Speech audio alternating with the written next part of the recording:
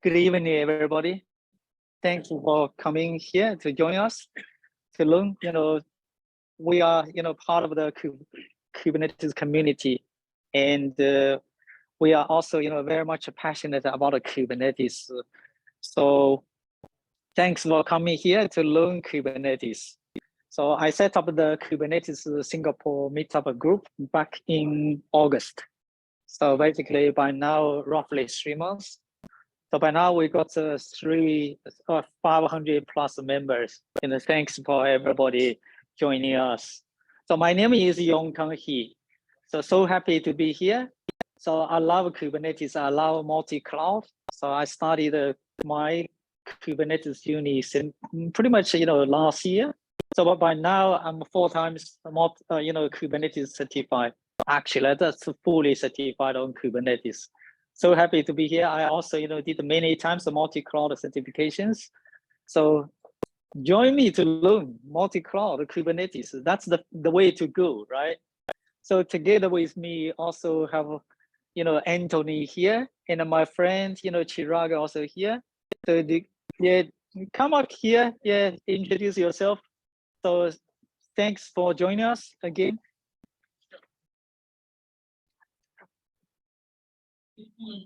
Thank you for joining. This is our second meetup.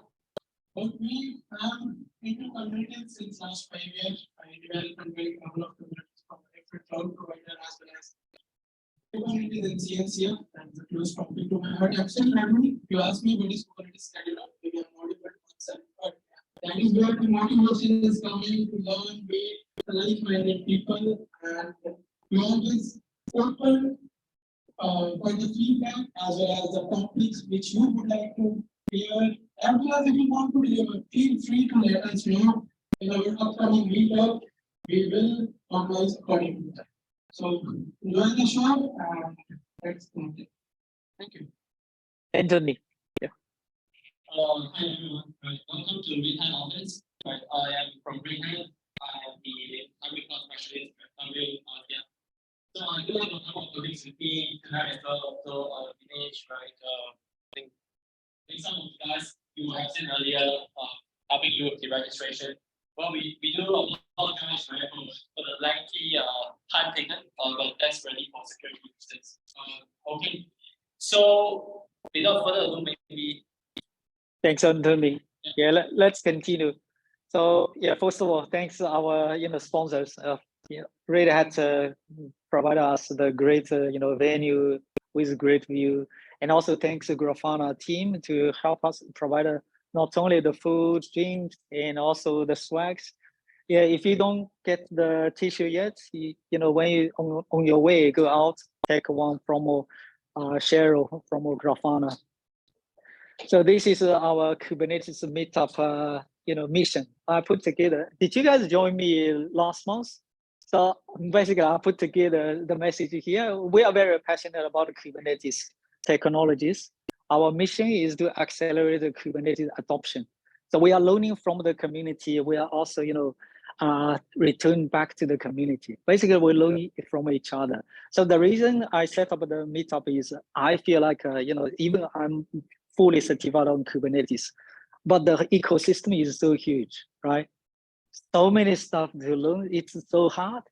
So let's learn one by one. So today's topic, first of all, we're going to have Anthony talk about Red Hat OpenShift container platform. So in case you guys are not aware, Red Hat OpenShift is one of the very popular Kubernetes distributions. There are a lot of large enterprise customers are using. I'm not going to talk too much here. Yes, the second topic. So remember, the data is customer responsibility, even you're running in the cloud. So because of a shared responsibility model, you need to take care of the backup. Even running in the containers, you still need a backup. I will talk about the container backups on OpenShift. And after that, I will hand it over to Devin to talk about Kubernetes monitoring. So regardless of where you're running your Kubernetes, you need to have the visibility. You need to have the observability. So we do have Devin to share us a little bit more about the Kubernetes monitoring.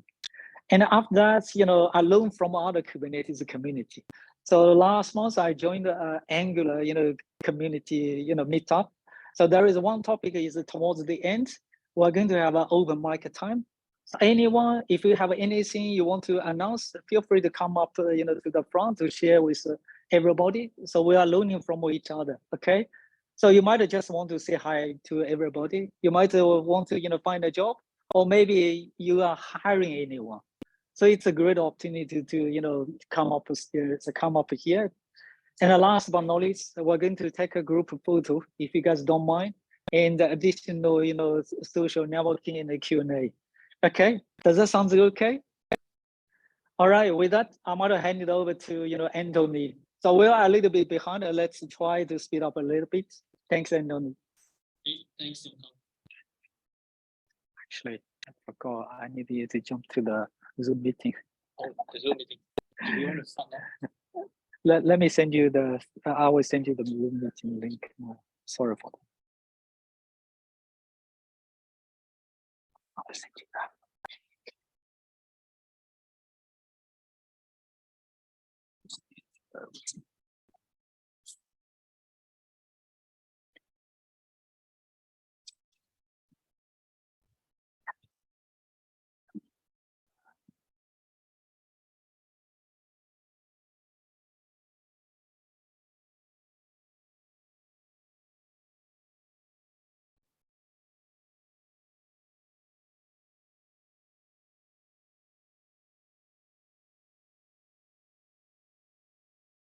Hi everyone. Good evening. So we are going to start with the following agenda for the Red Hat Convention. First, we are going to look at what is Open Public Cloud and why should you care, and first why OpenShift. And then just do a very quick one over the developer experience in OpenShift. So if we have some time, I'll show you developer you will dive in. And then after that, we will look at some of the data operations. In particular, when you go into production mode, you typically have management of the clusters that's in the ground. Once you start to use Kubernetes, the number of clusters will actually tend to expand over time. So we will take a look at how we can manage multiple clusters of OpenShift environment. Right? It can be things like ATS, ETS, for instance, from a common single pane of glass. So there is, of course, the cluster security, how we can actually have a single pane of glass to do security on multiple clusters. So that will be something that we will work on. How do I send you? Send me myself. Sorry, guys. Yeah, I was trying to record the session for someone else, who could not make it. Just go out. Sorry.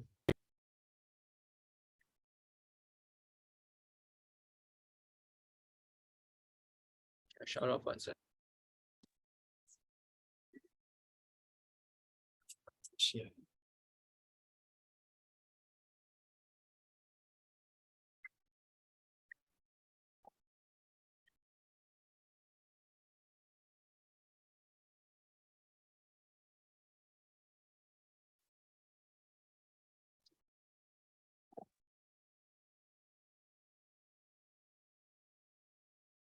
Recording in progress. Yes. Yeah. Screen. I will mute my. Accept the share. Thanks.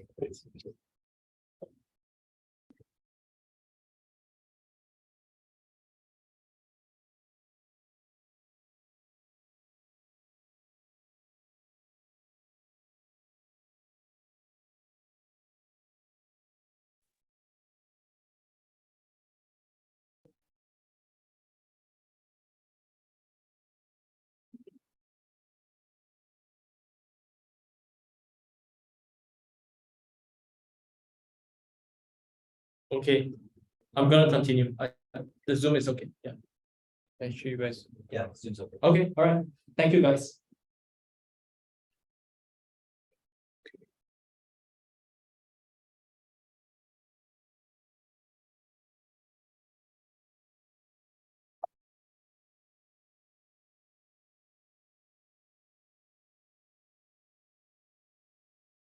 So what does it take to be an enterprise hybrid cloud application platform, right? So there are really many things that we want to look at beyond just the basic stuff like being able to spin up a container pod, for instance. Right, so there are many different areas that we will be tracking, right? So things like the service discovery, resource management, right? It can also be things like auto scaling, logging, and tracing. So all those are vital characteristics or things that we need in order for you to have a enterprise-grade cloud application, platform when it comes to hybrid cloud for Kubernetes. So if you want to look at it, the Red Hat OpenShift takes a comprehensive comprehensive approach towards application platform, right? So if you look at it, what we have is things like the service mesh, right, with Istio for being able for you to do things like tracing and logging, right? So we will be able to use things like Jaeger, KRD, for instance, right? So those are things that comes with the platform itself. With the OpenShift serverless, we have K-native functionality for you to do things like serverless as well as event-driven architecture. Right. The other stuff that comes along with it is the OpenShift pipelines. So we have Tecton, which actually allows you to do CI and CD pipeline on it. Of course, when it comes to things like GitOps and continuous deployment and delivery, it's actually going to be the Argo CD, which comes with the Red Hat OpenShift GitOps operator, right? And of course, we have the other stuff that you can see over here, for instance, when it comes to development work, IDE, for instance, that will be the code-ready workspace. And there will be other things like Prometheus as well as the other IDE plugins that allow the developer to use them and to do development work on this platform itself. So it's really more than just setting up or running a particular platform, but we do have the other areas. Sorry, let me just shut off the WhatsApp.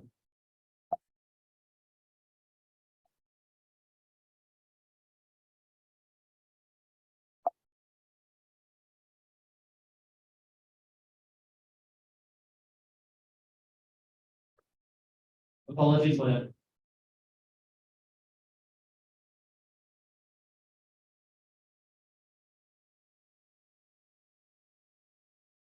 So many public Kubernetes, or rather there are many instances of failures, right? It's mainly because enterprise Kubernetes done right is not that simple or trivial, right? So if you look at it, there will be 75% of the enterprise users are identifying complexity of implementations and operations as the top blocker to adopt.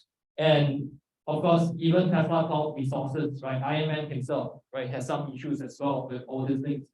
So really, we are looking at how we can have a consistent platform that is enterprise grade to be able to help businesses as well as enterprises adopt Kubernetes the right way. So what we really need is an application platform, right? So what is an application platform?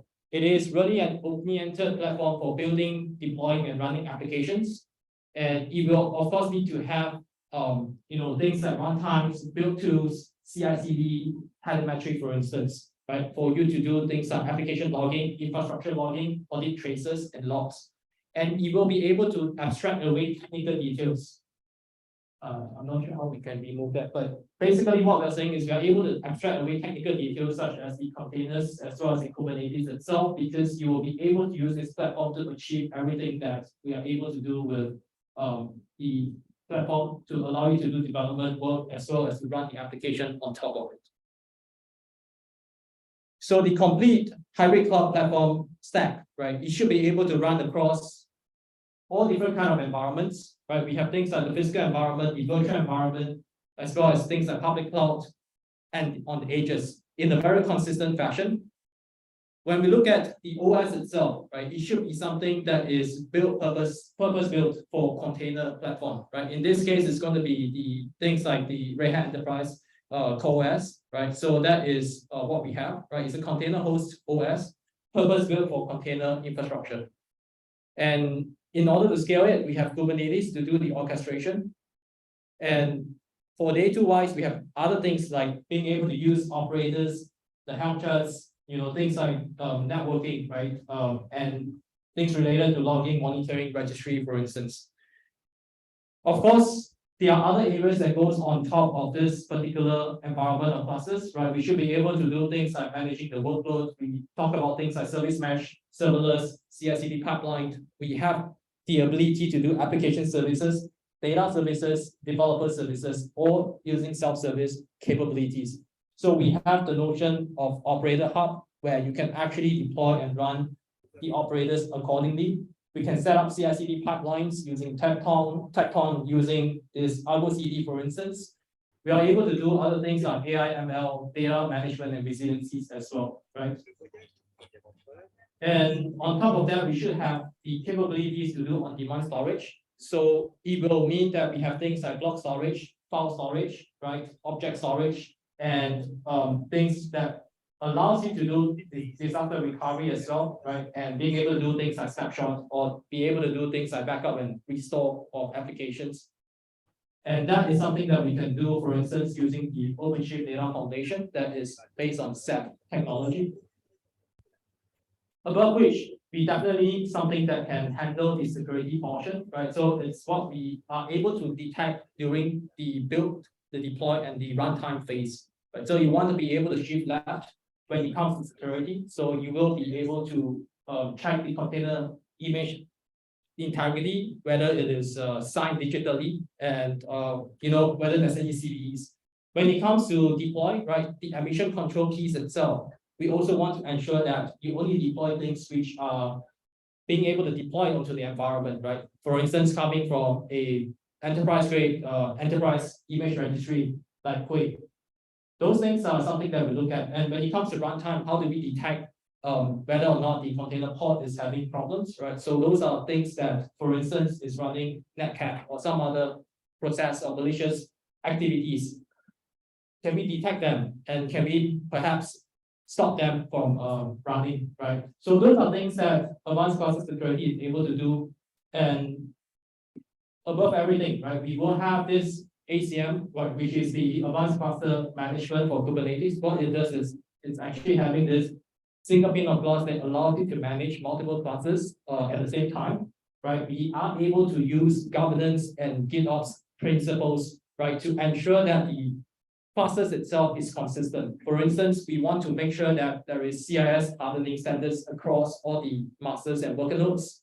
That could be the one that you are able to do using ACM itself.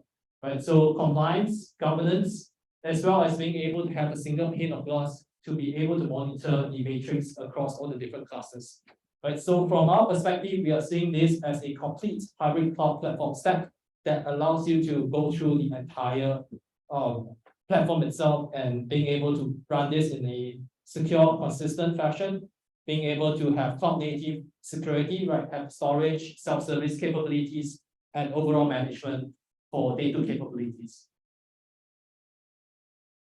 So when it comes to cloud native approach, we are really looking at how we can have a decorative infrastructure definition, right? We want to be able to automate everything. We want to be able to rebuild, be able to scale out, right? And these are all things that is needed when it comes to doing cloud native approaches. And that will be something that things like the advanced cluster management is able to help you to achieve, because we are able to just build the cluster, right? If it is a cluster, for instance, that runs stateless application, if you just define everything within the YAML definition, you should be able to just rebuild the whole cluster without having to just repair it. Right? So when all these things are being placed together, we will be able to achieve full automation using GitOps capabilities and ways of doing things. So one of the examples that we have from a large OpenShift FSI customer is that they are looking at things like what they have is multiple OCP classes. What they are looking for is multi-cluster management, right? They have different flavors of Kubernetes that stretch across things like AKS, EKS, right? Different line of businesses to onboard the applications, and they are also looking at how they can automate the provisioning of the container platform without having to use things like shell scripts. So what we can do really, or rather, the things that they are looking for are things like multi-cluster management, right? Being able to have the guidance on best practices when it comes to application onboarding, right? Container images, build, consistent security, as well as things like seamless lifecycle management. Of course, things like business continuity for backup, restore, PR failover, those things are also very important. Right. So later on, I think Yongkang will talk a bit about how we can do backup, for instance, on the platform. But these are really things that large FSI customers or banks are really looking for, right? And one of those possible ways in which we can actually do things in such scenario will be leverage on things like Argo CD, right? For you to deploy the application, and this is going to help you in things like cluster building, right? We can have policies and we can actually deploy applications in a consistent fashion. So with this, we can actually set up the clusters within data center 1, which runs within AZ1, for instance. This allows you to have things like end-to-end automation with infrastructure as code, logic, and principles. If anything happens at all to the first cluster, we will be able to just fail over, or that we can quickly rebuild the whole cluster and get it back in one piece, right? So when it comes to things like business continuity, what are we really looking at? Things like XCD backup, secrets config maps, PV backup, restore, right? So those are things that we will want to be able to ensure and to be able to recover, right? If there is any issues at all when it comes to the cluster itself. We also want to be able to apply consistent security across the platform, so that we are able to ensure that all these different clusters are actually fully secure, right? And from a governance standpoint, you actually will specify things like NTP configurations, for instance. It should all follow the same kind of settings and config, so that in this way we can achieve the desired outcome that we are looking for. So any questions from anyone before I just move on to some of the features?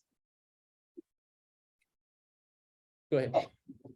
Would it be possible to have different complaint standards for different clusters in multi-cluster management?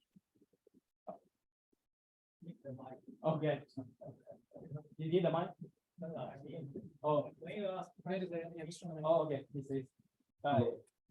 Yeah. My question is, would it be possible to have?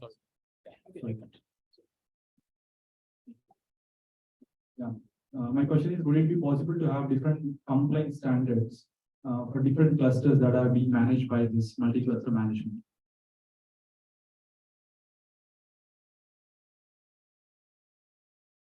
So yes, right. So if you look at it, what's going on is that I don't have too many clusters over here. In this case, I just have set up one clusters. But what is going on is we are actually setting labels for all the different clusters that is available today. So it may be running on a dev cluster, it can be a prod cluster, it could be running in certain AWS region or in some other places. Doesn't really matter. The whole idea over here is we can set up governance policy sets that is targeting a specific set of clusters that we have. So if you look at it over here, we will then have things like the policies that we can set. So for instance, in this case, crawly is being set up in a certain particular configurations for master worker nodes. And that the stuff that I'm setting over here is things like CIS compliance scanning. We have the notion and concept of the compliance operator that will then be able to enforce the standards across all these different clusters based on the labels that you have given to the cluster. So definitely that is a possibility, and we can set it to enforce, right? So you will just change everything accordingly. And one of those things that, of course, I can't really see, sorry.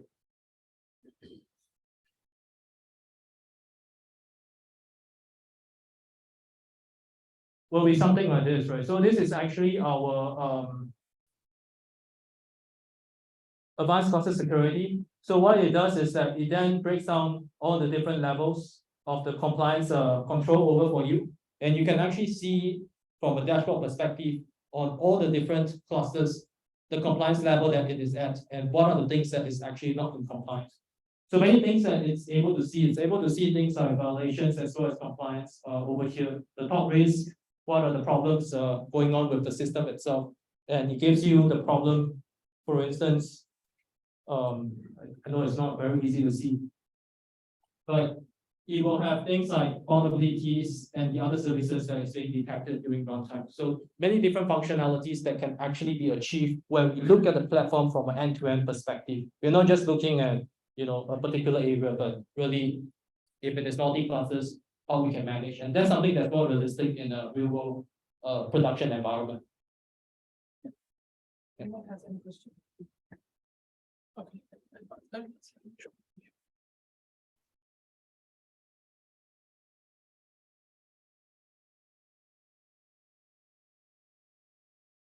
We have two questions. Sure. The first is, so I saw that infrastructure was AWS. So does it mean infrastructure can be any other cloud? Can be Or is any it like-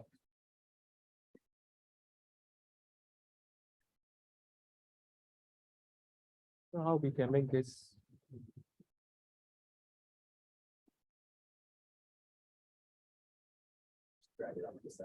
Yeah, because I'm doing mirroring, that's the thing.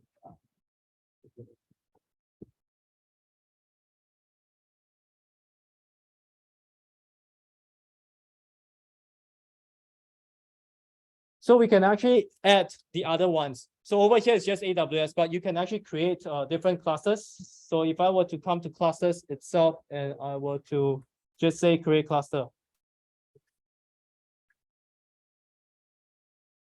Right, so you can see over here that there is AWS, there is GCP, there is like Azure, VMware, OpenStack, bare metal as well. So it covers a lot of things that can be done. So I don't know if my second question is still relevant, but I'll ask.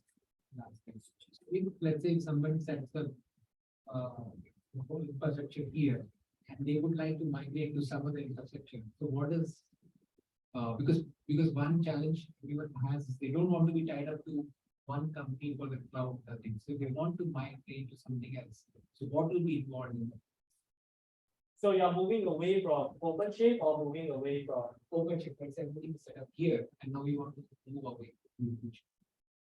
so you're thinking of moving to EKS? Not, and this Oh, yeah, question, sorry. it's the question. Like, how Right. that will happen.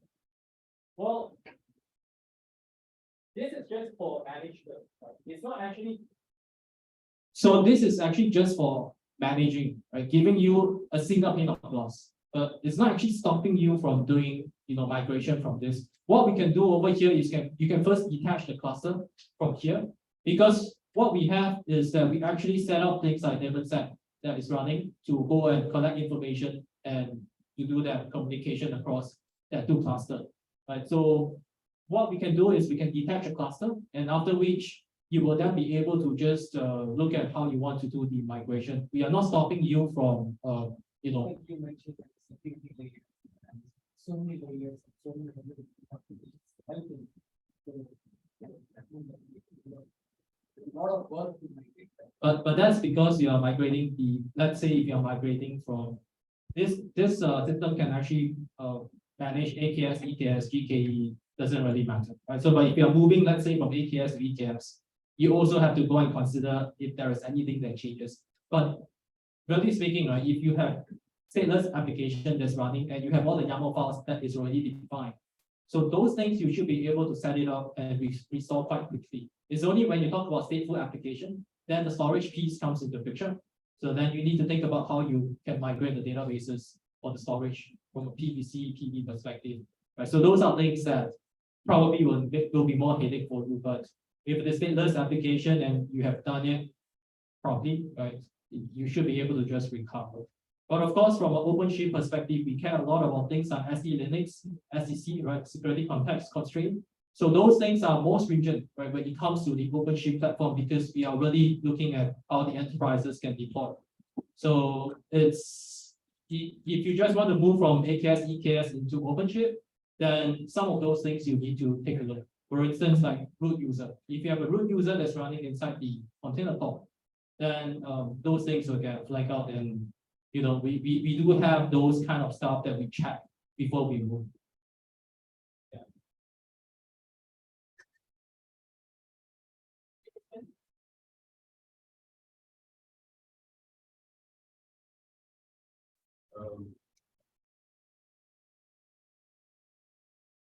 Not sure if it's the right time to ask, but can you create multi-cloud clusters, like have nodes across Google, Amazon through this interface? So what we have over here is we can create the OpenShift cluster. And typically what happens, for instance, is that let's say you have an OpenShift cluster that runs in Amazon, another cluster that runs in Azure. What we can do is we can set up what we have as Submariner. So the Submariner allows east-west communications between two clusters. So in a way, that is one way in which you can actually have applications as exposed, and then you can consume those services across different clusters. But we don't really do things like crash clusters. So usually it's going to be individual cluster that gets set up, but you can connect them using things like Submariner. Right, so that will be a more scalable way of looking at it.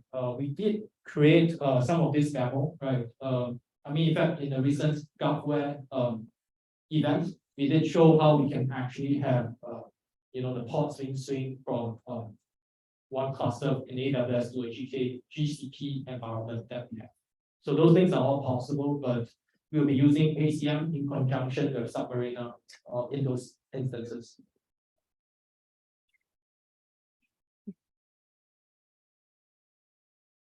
Will this have a same control plane or it's an isolated control plane for each cluster in different service providers? So it's a good question, right? So right now, these days, we are looking at Hypershift, which means that you can have multiple control planes inside one big control plane, right? So what that is going to come is that then it helps you to save on the resources that you need to set up for the master control plane. That's something that is ongoing, and I believe it's already being used in some places. And that is really what some of the telcos are looking at, not needing that many clusters of control plane. And we call that the Hypershift from our perspective. It's already there today. So we can manage up to 2,000 clusters over here. Right. If you look at Verizon in the US, they're using ACM 2,000 to 3,000 what we call a single node OpenShift to manage all the base stations that is across US. One last question, guys, because we need to consider the time also. Any last question for Anthony? Sure. It will be expanded. You want to know because this is running in a Zoom, that's why. No, because I want to know if suppose I had a setup of my business, somebody's trying to sabotage me. So I can see the faces of those people. If they have any device to screw me up or anything like that, I could catch them at the door. We can talk offline because that is not relevant to. Because in business, this is very important, right? You might have to be done. Maybe we can take this separately. Okay, thank you, Anthony. I believe everyone enjoyed the session. Just want to share, I remember that back in 2014-15, when this OpenShift platform came into picture, I was in my college and I love to play because there was a 2 free instances that I think based on AWS, T2 micro type stuff was free. That was, I believe, the early days of OpenShift, and I used to build the WordPress website because it was a marketplace. And I think after 5 to 7 years now, the maturity at a very different level. Surely I would recommend that try, share your thoughts. That's, I believe, a good learning curve for you. So thank you, Anthony, for delivering this session, and I believe it will be helpful for everyone to understand at least what is OpenShift. Thank you. Right. Thank you, everyone. Yeah. Don't get to confuse the open stuff. Okay. Yeah. For our next session, it's around again taking a backup of OpenShift, and Yongkang is going to deliver that talk. Welcome, Yongkang.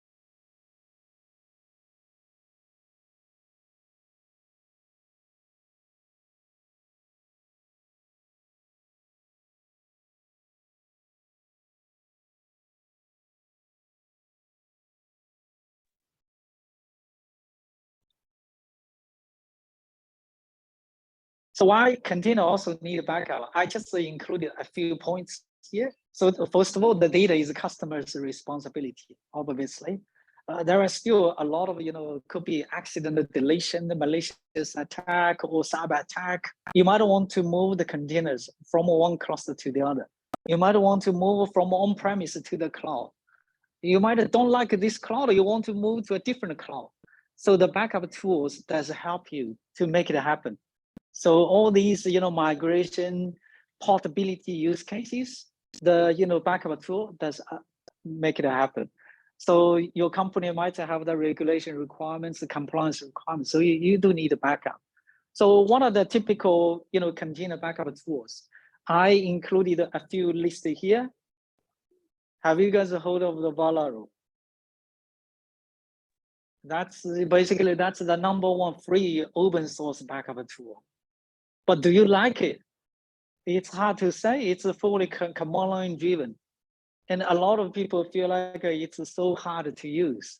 So that's where there is a specialized tool like a Costain, like a Portawarix. So all of them are claimed that they are #1. So Costain claim that they are #1 Kubernetes backup.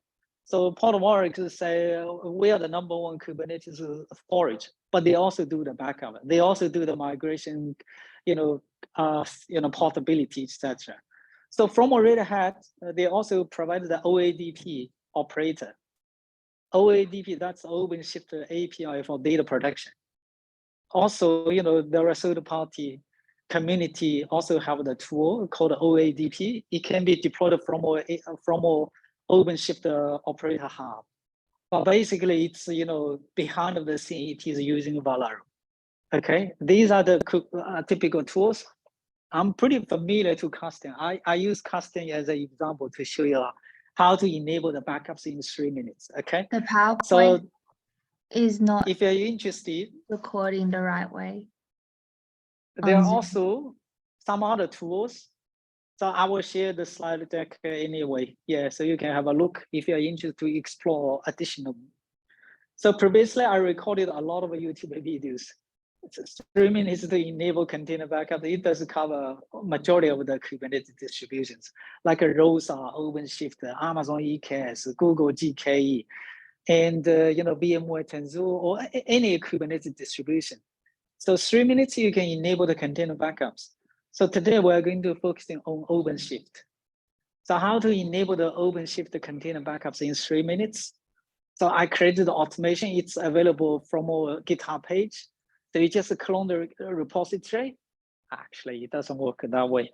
So you git clone from my GitHub page, the repository, and then you change it to the directory.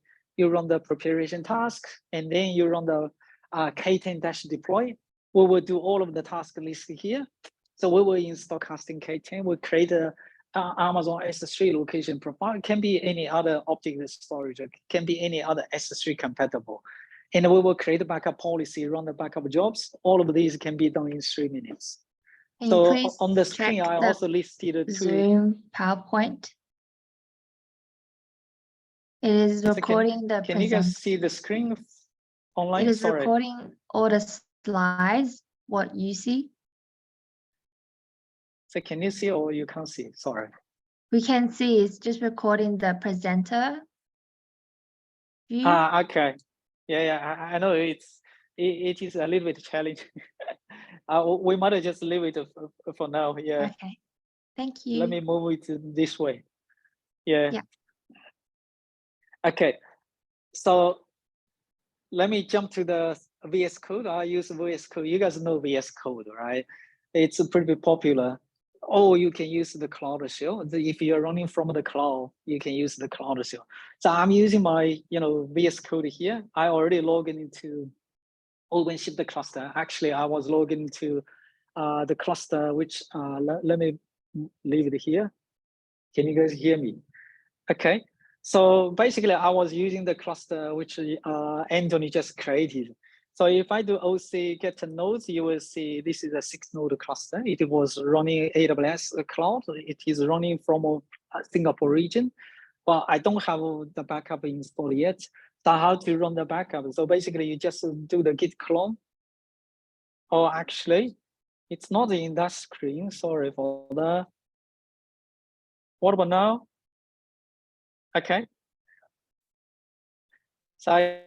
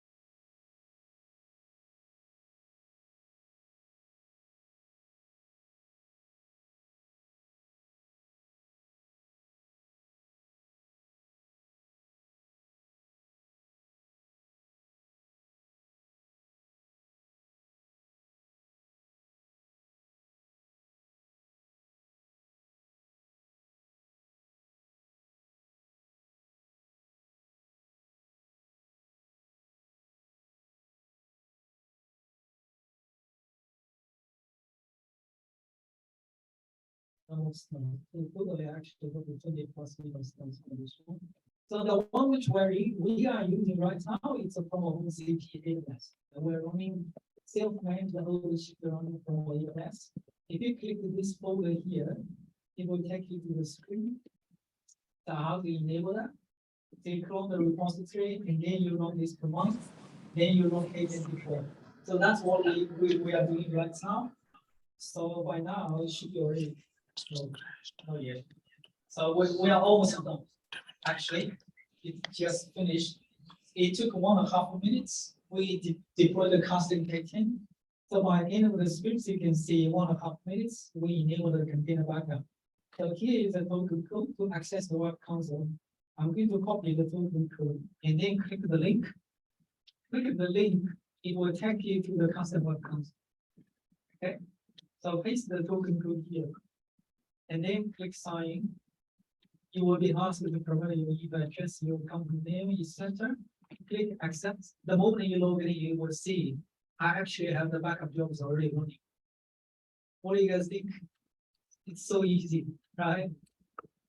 So by now, if you want to try a little bit more, if you guys want to try by yourself, if you guys want to look into it, I can share you this link, give you the access.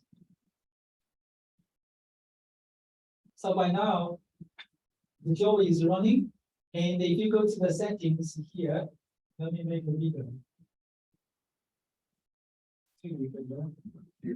So right now, I just use the USB 2 region. So why? Because you don't want to, what if the Singapore region is done?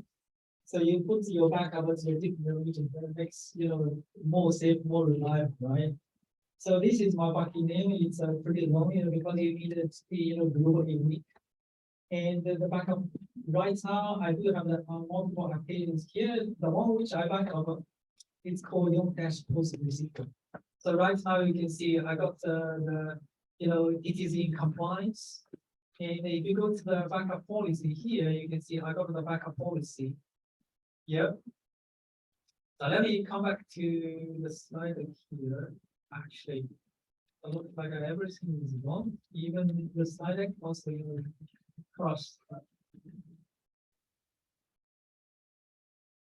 Okay. So we are here. So I just demonstrated to you how to enable the container backups in 3 minutes. If you guys want to try by yourself, I can send you the link. But how to send you the link? I did ask you if you join the Telegram group. I can easily copy the link so you can have a look. You can get the access. So I want to just continue here because we are running a little bit late. Just to highlight one of the typical use case why the customer using the backup tool. So for example, so why we do the backup? Because I need to restore in case something happens, right? You might want to do the full restore. You might want to do the granular restore. It could be somebody accidentally deleted one of the key objects inside of the containers. So you can do the granular restore. You might want to clone from all these clusters to a different cluster. And you might want to, I mentioned earlier, you might want to migrate from on-premise to the cloud, or could be from a cloud, one cloud to the other cloud, or could be from a different Kubernetes distribution. This is also very important. So I show you one of the examples here. You might also use the same way to simplify your upgrade and maintenance. Today you're running 1.20 or even older version. I see customers still running very old version, but you want to upgrade to the latest version. You do in-place upgrade.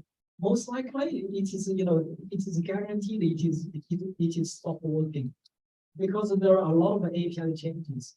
So use this way will make life a lot easier. I give you the diagram to show you how it works on the high level.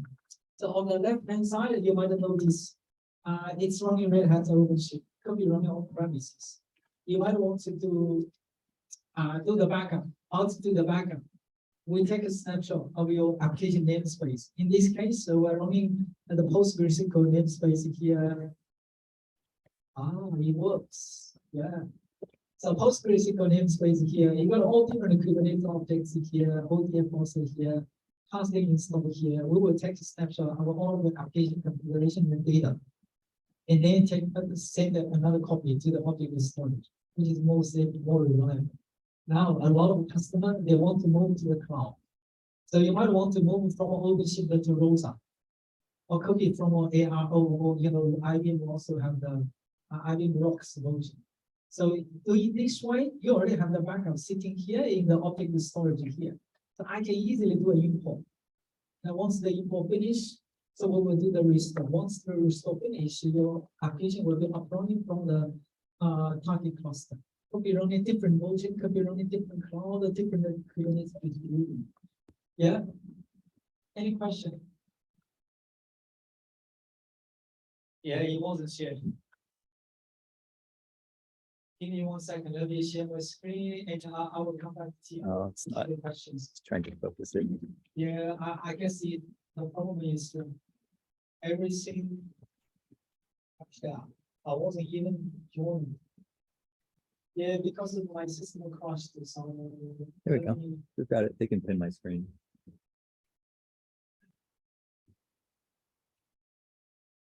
Where's my mouse?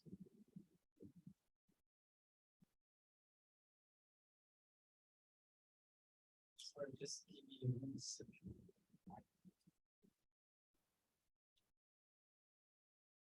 Yeah. What's the question? Typically, when you set up application, is it that you typically when you say backing up an app, is it taking a snapshot of the whole runtime, including memory and register states? And also, I'd like to know how, in what format, or how do we manage these backups? Is it that usually we need the state, is the format an open source format or the format that everyone uses?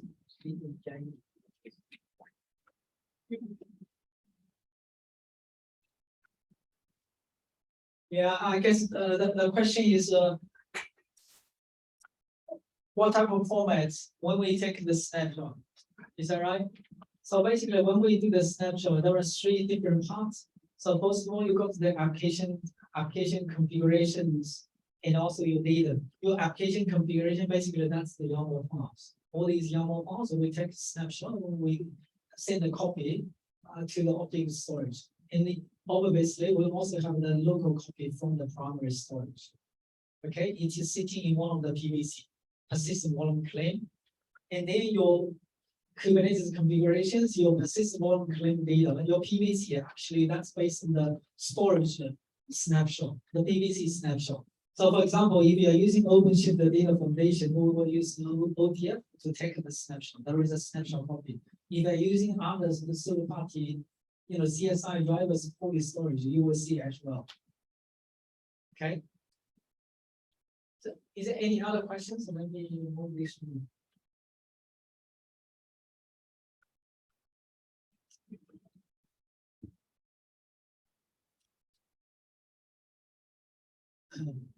As compared to this backup, if I use script and image and migrate from one server to other, what are the data loss which we have, and what is the DPU or RPU we can define in it? Instead of, I don't take the snapshot. Okay, I run with the script because at the end is the image. I took the complete image and all the things and shipped it out here. The remaining thing as scripts. Okay. What is the DPU or what is the data loss which I can expect to justify the reason of having the solution or backup solution for us? Okay, so the question is, if I'm doing it manually, I just take a snapshot, I take a VM snapshot, for example. If you do the VM snapshot, the Kubernetes cluster, you go to the nodes, and typically nowadays running from the VM. You just do the VM snapshot. The problem is you don't have the visibility. So I haven't shown you from the UI yet. You don't see what's inside. You don't see the deployment. You don't see the YAML file. You don't see the secrets and configure maps. That's the main difference. And the other thing is in terms of the RPU. So when I schedule the job, I can make it every 5 minutes. If you want to make it every 1 minute to 3 minutes, also doable. But when you do the VM snapshot, very unlikely you can do every 5 minutes. And how many snapshots are for the VM doing? It is recommended not to keep like more than 5 or how many snapshots. If you keep it longer, it will be slowing down the total performance. So that's why the specialized tool, it does a better job of getting into the image level patterns. How the cost difference will be there, because business takes two parameters to define whether to buy a product or not. How what is RPU and what is the cost advantage? Yeah, the RPU can be done as a minutes level. You said 5 seconds is good enough for RPU, but what's the cost benefit? The cost, if you talk about the cost, typically these guys are charged based on your number of work nodes. So if you say, I got 5 work nodes, you can use the computer forever free version. So from constant, they do 5 nodes free. Powerworks also do 5 nodes free. If you use Mallory, that's always free. Yeah, you do have the choice, yeah.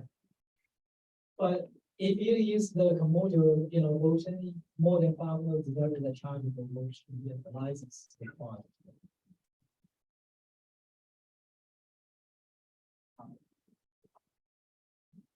2 questions.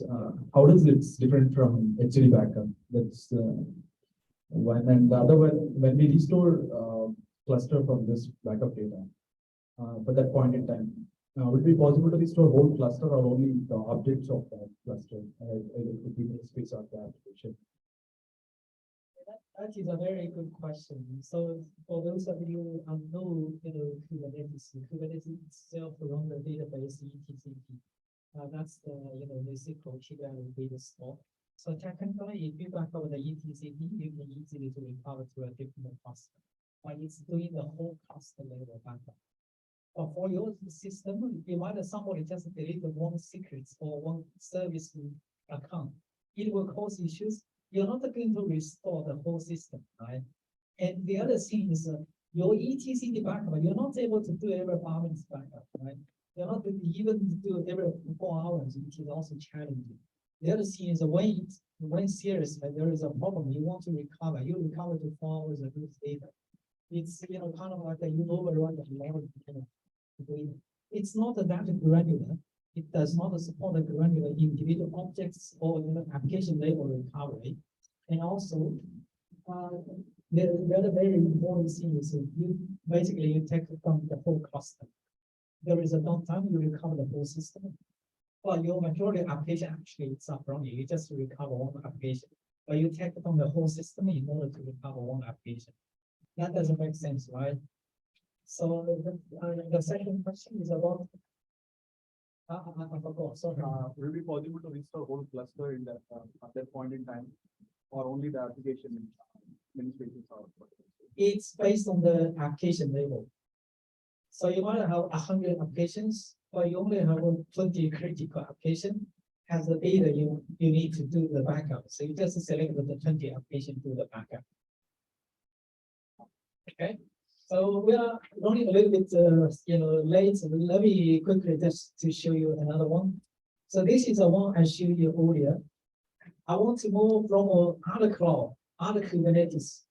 Yeah, it is doable from a VMware. From a Tanzu 1.20, I want to move to 4.10. That's 1.23. That's completely two different versions. Okay. So same way we can do this. I might want to move from an older version. This is help you to simplify the upgrade and maintenance. It is tough. If you're running 3.11, you want to move to 4.x. It is very tough. Okay, so do it this way in 3 minutes. I just demonstrated one of the largest banks in Australia how to move the application, from 3.11 to 4.7. It just needed a couple of minutes. Okay, so I don't know. We don't have the time to do the labs because we are running a little bit late. Well, I will share you the documentation. I'm actually on the screen. You can see I've got a full lab guide to show you step by step how it works, how to do the container recovery, how to do the granular recovery. Now, if you don't have a cluster, I also have the video to show you how to create a cluster, how to create a roles on cluster, how to create an OpenShift cluster on IBM Cloud, how to create an ARO cluster. Do you guys, any one of you Red Hat advanced partner? If you guys are Red Hat advanced partner, you actually can request the free access to create an OpenShift cluster lab. Okay, so I also have the link I will share with you guys. If you guys are advanced partner, I have a document to show you how to get the access or how to request the lab. I think that's also yeah. Just to share you some of reference links. I will share the slide again. So automation, yeah, that's pretty much all for now. Thank you very much. So I'm going to move over to anyone have any question? Maybe one question. Okay. Good stuff.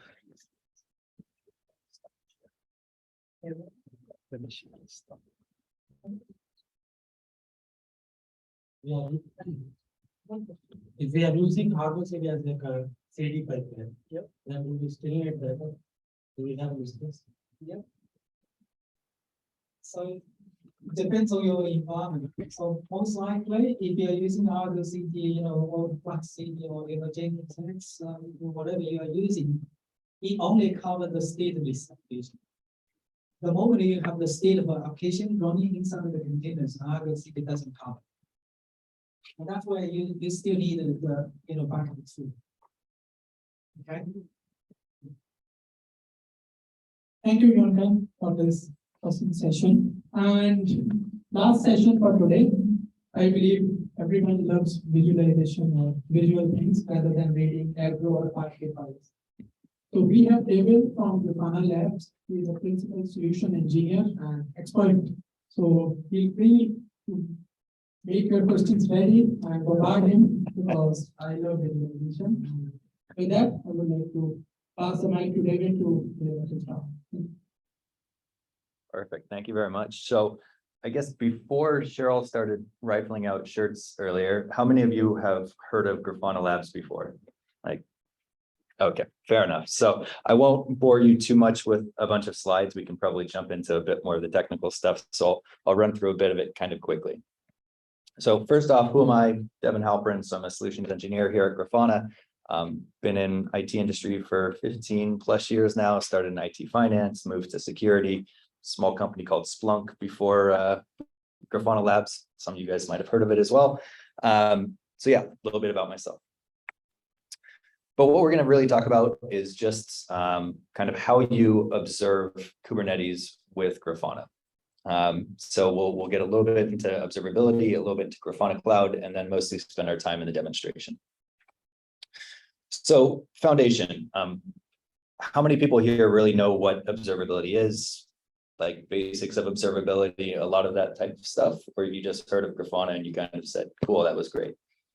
Observability, people, maybe, yes, no, a couple, okay. So we'll talk about some basics. So observability is really kind of a journey, it's not a destination. So when we talk about what is observability, it's trying to understand how can I figure out if something is wrong before my users do, right? So when something goes wrong, how do I troubleshoot it quickly? And how can I bring together everybody that's involved in my incidents and try and bring this together so that it doesn't happen again? So when we talk about what are some of the best ways to get started with observability, well, the basics of this are around metrics, logs, and traces. So a metric you guys saw with OpenShift before, ships with Prometheus, right? So metrics are going to tell me, is something happening that's going wrong? Then you're going to have logs that are going to tell me like what's actually happening. And you're going to have traces that's going to tell me where it's actually happening, right? And so when we start talking about the pillars of observability, it's important to figure out, well, how do we bring all of these together? And that's where, at least from a Grafana Labs standpoint, we have our own set of tools, but we can also plug into a bunch of other tools that are out there. So when we talk about Prometheus, like we have 70% of the maintainers of Prometheus projects are Grafana employees. We also have a logging solution called Loki. We have a tracing solution called Tempo. We'll get into a little bit more of those later. But the whole idea is that all of these interact with each other really well so that I don't have to worry about building all these integrations and everything between them. They just know how to talk to each other. So how do you get started with this? Just from a high level observability journey, right? So the first things first, like what apps am I running? It's amazing how many companies that you talk to that are like, I have no idea how many apps I have. I have no idea what I'm running. I have no idea where it is. And this is kind of just that foundation of like, what do I have, right? So once companies understand a bit of what I have, then I need to set up telemetry, right? So telemetry is, again, those metrics, those logs, those traces. So how do I start generating this data so that I can collect it somewhere? From there, we start talking about this whole shift left app dev mentality.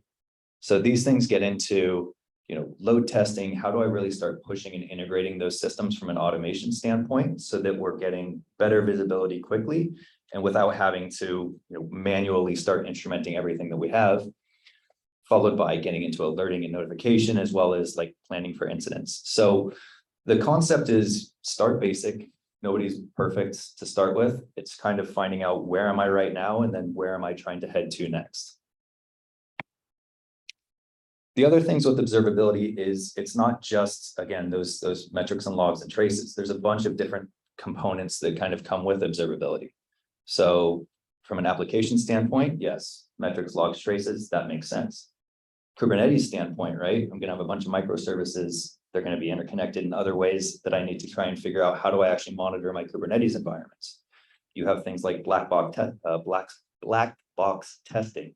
So, how do I actually go monitor my systems from a black box standpoint?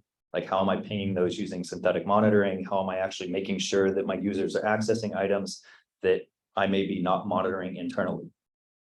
And then lastly, getting into things like load testing, right? So from a load testing standpoint, like how much can I actually push my systems before they fall over? Because that's one of the things that people really kind of don't think about ahead of time. I tell you, there was a company called Live Nation that I was working with a while back, and they scale from, ticket sales for a big concert goes on sale. And they go from 10,000 users on their website up to 10 million users within seconds. So it's like, well, how do we go try and actually figure out, can our systems handle this type of stuff? So talking quickly about Grafana Cloud, right? So this is what Grafana is famous for. Like, Everybody knows Grafana. They're like, oh yeah, you guys use APIs to go hit all those other systems, give us pretty dashboards. We're happy. That's that. What Grafana really is a lot of other things that go into this.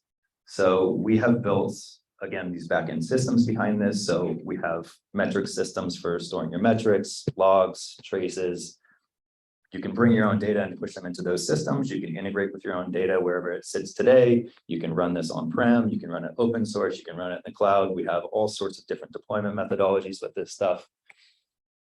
And really, like when we talk about the holistic picture of what Grafana is trying to get at, is that we want to own kind of this whole observability platform standpoint of bring your own tools. We're not going to push you out of something, but if you start from like prevention before something goes wrong, using things like load testing, synthetic monitoring tools, understanding, what's the state of my systems before something goes wrong, to, production systems, like when an incident does happen, like how do I get to my data? How do I get to it quickly?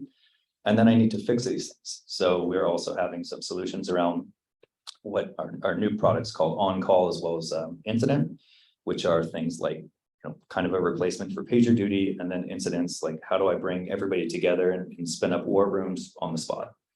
So there's quite a few different aspects there. But again, we don't try and push anybody out of the tools that they have today.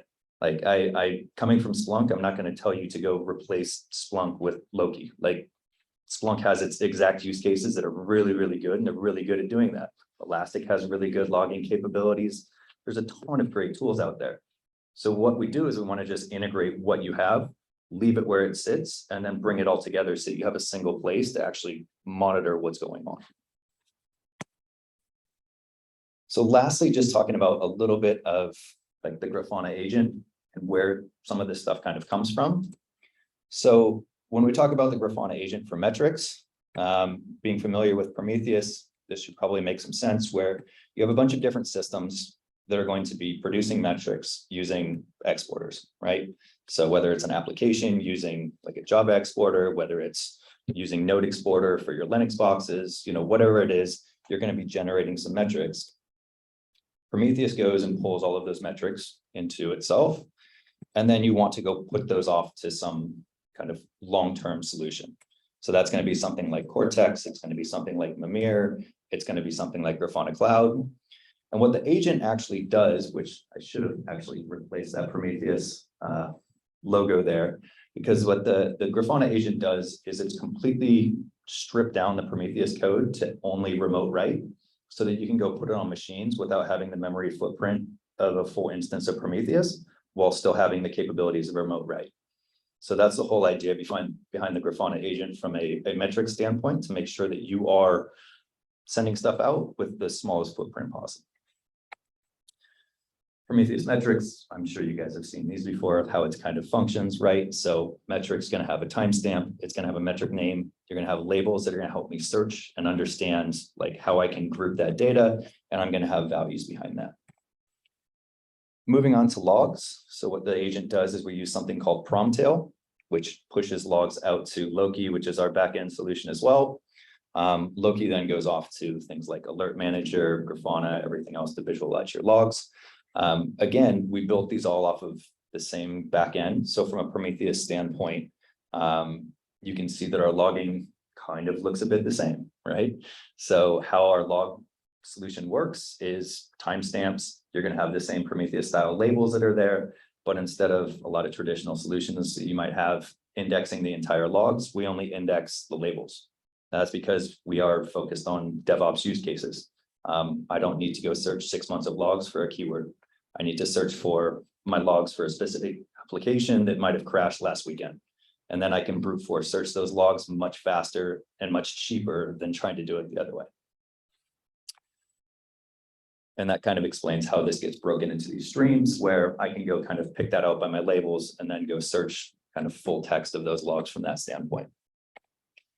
And then lastly, talking about traces. So from a tracing standpoint, the Grafana agent will reach out, accept everything from the different components of your systems, and you can kind of pick and choose where you want to send it out to. This is completely based upon the OTel agent. So if you're OTel compliant, Grafana agent will work to send it to any backend that you want to that's OTel compliant. So quite straightforward. With that, I think I'll just kind of jump into a bit of a demo so that we can kind of get moving into Q&A and everything else. I know everybody's been sitting around till a late night, so.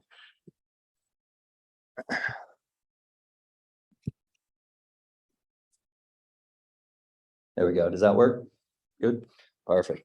So from a kind of configuring Grafana Cloud for monitoring Kubernetes, one of the really nice things that we have here is we have our integrations into these systems. So what the integrations let me do is quite quickly just be able to click on my integrations and connections from something like Grafana Cloud, where you can see a bunch of your kind of common systems that you would want to connect with today.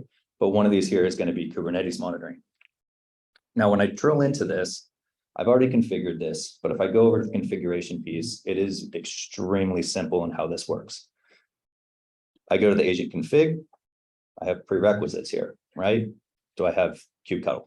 Yes, I do. Do I have Helm charts? Yes, I do. Like, basic stuff that everybody here is probably using. So what we do from there is we go deploy the agent config maps. So this basically says, like, where am I going to be scraping my metrics from? And this is, straightforward. I can go pick the namespace that I want to deploy it in, and then copy and paste this directly into my terminal, and it will automatically set that up for me. From there, we'll create the agent stateful set. We'll go down to deploy kubestate metrics, which is going to let me generate all of my metrics within my Kubernetes cluster. Basically, my agent will then know where that's going to be dropping all of those metrics to. So it will start sending those off to something like Grafana Cloud, and then basically taking my logs and deploying those the same exact way, right? So where do I point those to? Make sure that they're shipping off to Grafana Cloud. Now, once I go through these 4 steps, it's kind of like refresh and done. And what this gives me is the ability to then kind of look at this from a bunch of different ways. So the first one, like cluster navigation, right? So which clusters do I have running? What are my different namespaces? I can see if there's different alerts going on each one of those. There's alerts that are pre-configured. Grafana is a big Kubernetes shop, so like we know how we monitor our systems, so we pre-built a bunch of alerts into this. We also have a bunch of stuff that's like out-of-the-box dashboards. So these are going to get into resource management, as well as some of my kind of cluster management and operations dashboards. If we just go through one of these to start with, like my multi-cluster dashboard, what I'm going to get here is a bunch of kind of my headlines. So what's going on from a CPU and memory standpoint. I can pivot this for different data sources. I can look at this kind of across all my different clusters if I want to. Excuse me. So what I'm seeing here is this is actually just a single cluster. So let me go back. If I look at this from an individual standpoint, this will now break that out into a couple of different clusters that I have here. And then I can see things like CPU utilization, what's my requested commitments, my limits that I've actually set across those. So I can see if I've overcommitted CPU utilizations or CPU commitments, as well as memory commitments. And all the data that's coming out of this is going to go across all of these different infrastructure areas. So CPU, memory, network usage, I can go check for things like packet loss. So all of this stuff just starts populating within 5 minutes of setting up this agent and pushing this stuff in here. I know I went through that really fast, but I wanted to make sure that everybody's kind of, didn't fall asleep. So I'll kind of pause for a second and see if anybody has some questions. Can the same agent be used for logging and tracing? Yes. So the same agent, so the question was, can one agent be used for logging and tracing? And the answer is yes. The agent actually can do metrics, logs, and traces all together with a single agent.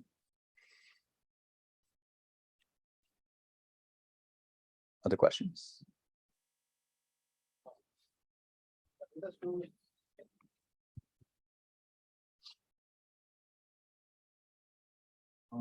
Information need to be extracted by some agent, or Grafana itself will extract all the inputs? Yeah, so great question. So how the data gets to Grafana, right? So Grafana can be run. Is it loud enough for everybody to hear me? Is that all right? So yeah, it's fine. So how it works, right, is you're going to have exporters. So when I talked about like the kubestate metrics, right, what that does is it makes the metrics for my system available through, like if I was using a node exporter, it basically picks a port that I'm going to be exporting my metrics to. Something like Prometheus will come through and scrape the metrics from that spot and then send it off to Grafana. And so when I'm looking at how this works, right? So Grafana itself, visualization piece, that uses the APIs of the underlying systems that store the data. The underlying systems that store the data can be Prometheus, Loki, Splunk, Elk, whatever you're using. So all the data will come off of your machines, be stored in one of those systems, and then Grafana can visualize based on that.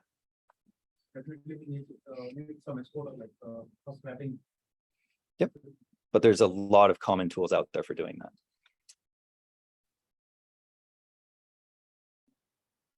How does it work for logging and similar? Like node exporters are getting all the metrics and we back to Prometheus and you are collecting there.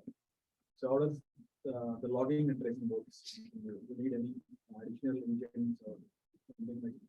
So good question. So from a logging standpoint, I guess for the people online kind of wondering how logging and tracing work from that standpoint, logging, you're going to have a bunch of different logs. So depending upon what you're collecting, whether it's app logs, sys logs, whatever it is, right? So Promtail just tails where those logs are sent to. So you have, even from a Kubernetes standpoint, right, you're going to have all of your like event logs get sent to a single place. So it's tailing all of those files. So when something gets added to that, it automatically just says, go send this off to my logging solution that's going to then store those logs, and then I can query them from my top end systems. From a tracing standpoint, like, I mean, how much time do we have? It's tracing. I'm just making a joke with that. So tracing can be very complicated. There's a bunch of like auto instrumentation that you can do. So OpenTelemetry, for a lot of the kind of common languages, there's already libraries out there. There's auto instrumentation where you can just drop in like a jar file and it will like start discovering everything within your app for it. But what tracing does is you instrument your code to be able to determine like what's happening and how do I send these different spans. So in a Kubernetes environment, right, I want to know like which microservices are talking to which microservices, and then between each one of those is considered a span. And so it's collecting all of this data whenever like microservices are talking to each other, so that you can take one transaction and see it from one end to the other. So what is actually calling something else as it moves through the system? Would it be the same interface for all? Yeah, so something like a good example of a dashboard that you would build. So this is like just a simple like red monitoring dashboard for an application. So red monitoring, if you don't know, like request, error, duration. So I want to know request rates for all of my endpoints. So here you're seeing like my account endpoint, my card endpoint, my health endpoint, logins, payments, right? So there's a bunch of different gateway endpoints that I have within my system. So I can see like, are there any spikes or valleys in my request rates? I can look over here and see constant error rates that are going on these. So if my error rates are high or low, like these are all very high, which they shouldn't be that bad. But if you're seeing these, and you can kind of track and see what's going on there, as well as stuff like latencies. So I want to know, like, are any of my endpoints spiking or dropping from a duration standpoint, and how long they're taking. You can also get into stuff like this, where it's going to show me, like, this is 95th percentile durations. So here I know that something happened at this period of time that I might want to go drill into and start figuring out what happened there. But with the rest of these, I can pick individual points, and this is one transaction that went through my entire system. So this is one trace. If I just go click on this, it's going to take me to the entire trace behind that transaction. So here I'm seeing everything that was called, how long it took. So if there's any like specific long running transactions that went through my system, I can go trace that down to the specific calls that actually did that. And here I can see all the details behind it with attributes and everything else.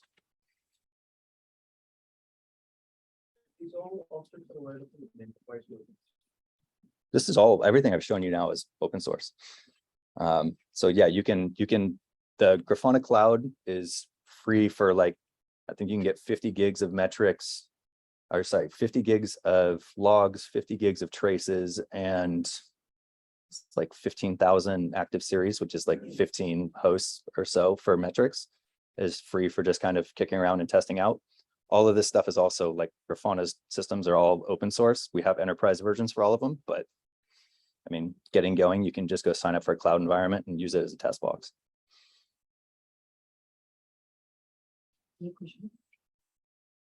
I was curious if we can use Grafana for non-time series data, like for some arbitrary XY spreadsheet data, be able to run visualizations on those.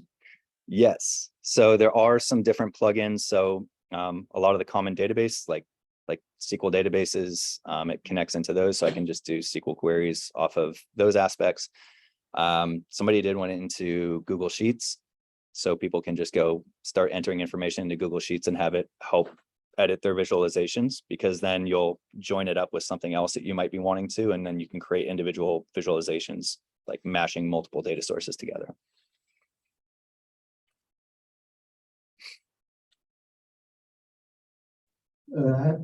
Sorry, I have a question that if I want to use the Grafana to build a board, I ask for advice that we do multi-tenant, we have allowed tenants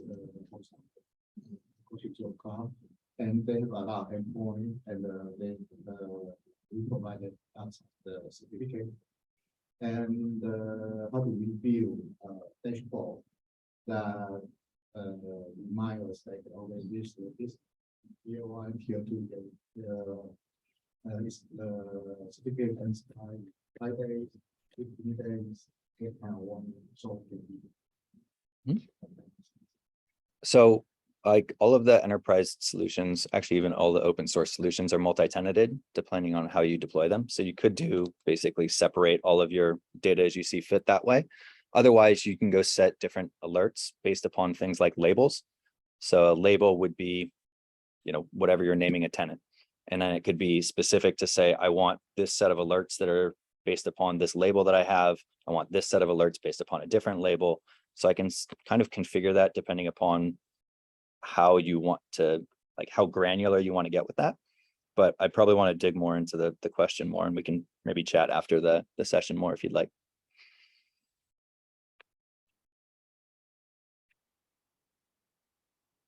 All good? Cool. Awesome. Thank you very much. Thank you, Devin.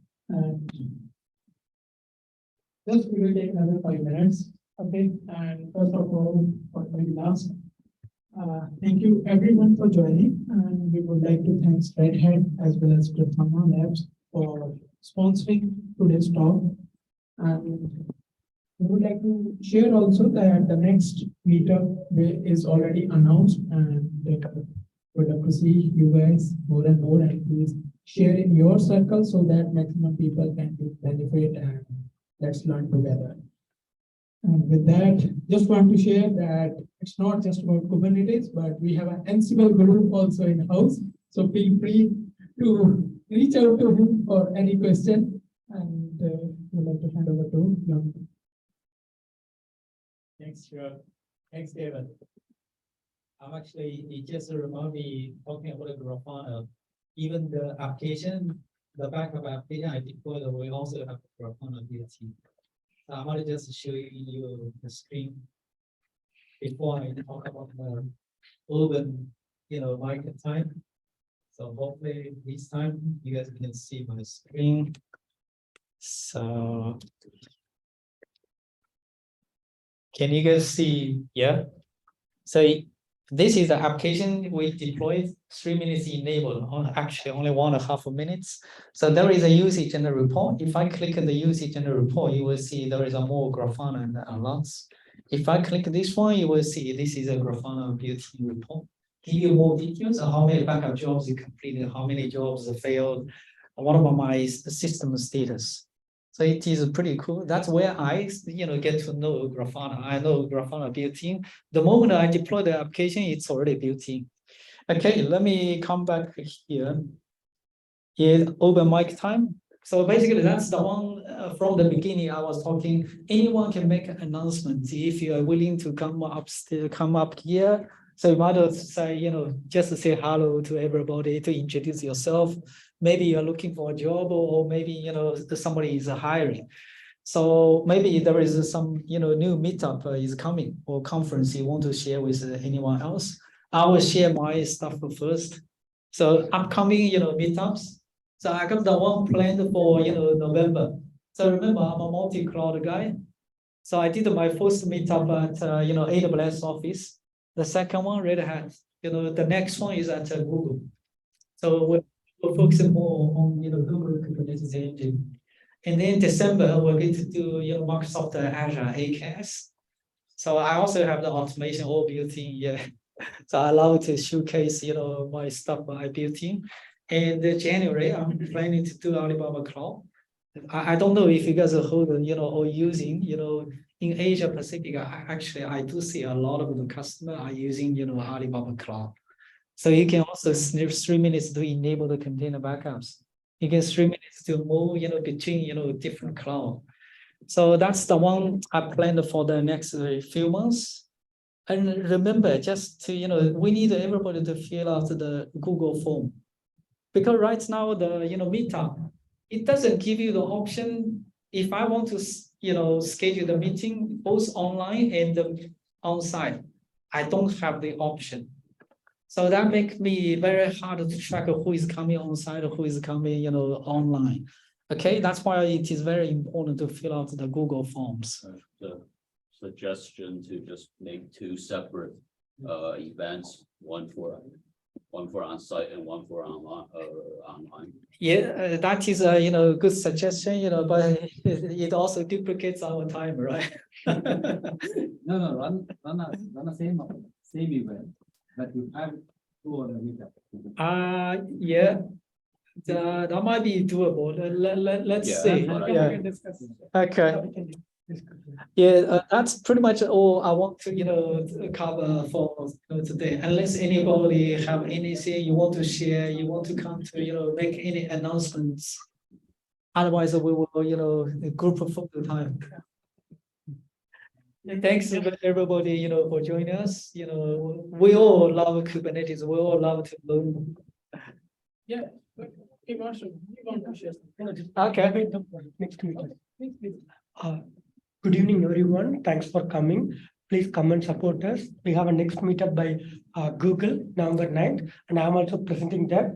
Please come. And we are looking for volunteers also, to do the presentation. We will try to convert this group as more towards community driven. Thank you. Yeah. Thanks, Bobby. Anyone else want to talk? It's a great time, to just give a talk, to introduce yourself. Yeah, come here. Don't be shy. Hi guys. So I'm Chuck from the Red Hat Consulting. Actually, our team has one opening. So just taking this opportunity to let you guys know that if I want to try to apply, K8SUG. Thank you. Thank you so much. Anyone else? Yeah, we do still got a few minutes, right? Yeah, we do got a few more minutes. Anyone else want to share anything? Or maybe you share what you recently learned. I want to share what I learned recently. So recently, last week, I just did my KCNA certification. I learned the Kubernetes and the Cloud Native Association. I also did the GitOps. So I also love GitOps, Argo CD. It's pretty cool. Yeah, I did the first level certification. I also did the level 2 certification. So I just keep learning. What are you guys doing? Anyone want to share anything? Otherwise, we're ready for a group photo. You can ask anyone to share the feedback for today's session. Yeah, Anyone, that is also very important. Yeah. Yeah. Yeah, we also, we also, understand that there is some challenges like the registration. Also, my online, the recording also, we do have some, optimization plan, but we do ask, you guys, if you guys can provide us some feedback, comments, how to help us to optimize for the future, that will be much better. Very much appreciated. Yeah. In case if you don't feel comfortable to come here, you can sit here. You can sit in your place and other time. That's possible. Anyone, or else maybe we may pick up one. And I also, I created the group chat from our Telegram. So I learned also from the other community. I joined the Angular community. I noticed the guys are using Telegram. I asked them why you are using Telegram, not WhatsApp, because WhatsApp only allowed to use like 500 people. So shortly, I created this one. It's already like 150 people. So it makes sense to use Telegram. I will use that one, the Telegram group chat, to share the links, share the slide decks, and also the recordings. Yeah. So also some other links. Yeah, group time. Sophia, are we coming all here? Yeah, I think if that will work, then for sure we should try. All right, yeah. Can I bother you guys are coming all here, and then we can. Is that all right? It's hard. Maybe yeah, we can try a group photo here. Please request everyone to be.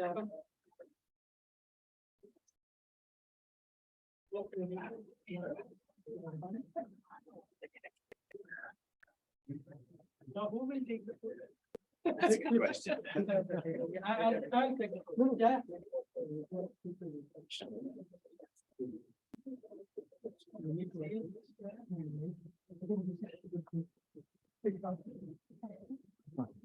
Yeah, 5 minutes to do this. Yeah, absolutely. Around, right? Yeah. Regulations after that. I have something to say. Okay, process what's the process? Design change. We just say yeah. Yeah. Yeah, we're looking for more volunteers. No,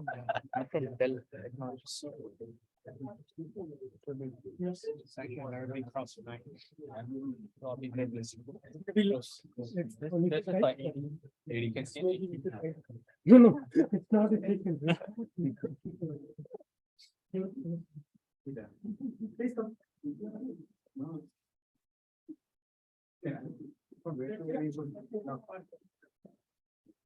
You can cut.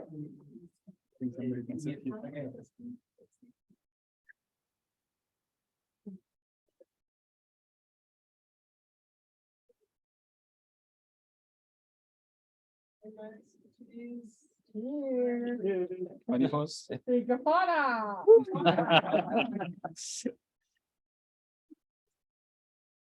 Awesome. Thank you. We don't need a backup, right? There's some photos together.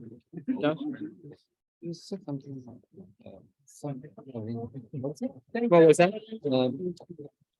There's an answer to the question. Submariner, yeah. Submariner is actually a VPN tunnel that sets up across two clusters. So you can search for Submariner and you can